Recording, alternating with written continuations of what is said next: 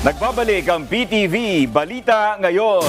Dahil sa paparating ng sama ng panahon, hinihikayat ng Department of Agriculture na paigtingin ang biosecurity sa mga hog farm. Base sa kanilang tala, mula sa 458 na mga barangay na may aktibong kaso ng African Swine Fever noong August 21, ngayon ay aabot na ito sa 472 na barangay. Sa Oktubre, palalawakin ng DA ang pagbabakuna kontra ASF para pigilan ang pagkalat ng sakit. 600,000 doses ng bakuna ang gagamitin para sa controlled vaccination program ng ASF para bigyang proteksyon ang mga baboy, mapataas ang supply at mas maging abot kaya ang presyo. Target din ng Department of Agriculture na ipagpatuloy ang lumalagong produksyon ng bani sa bansa.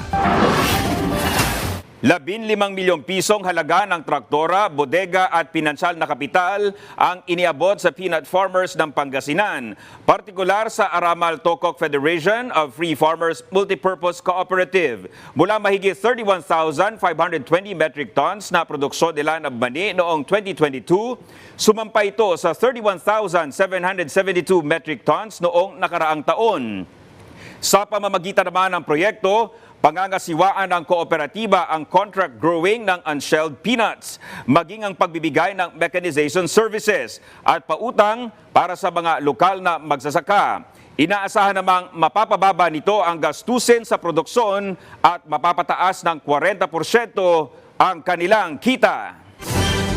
At yan ang mga balita sa oras na ito. Para sa iba pang updates, i-like at i-follow kami sa aming mga social media account.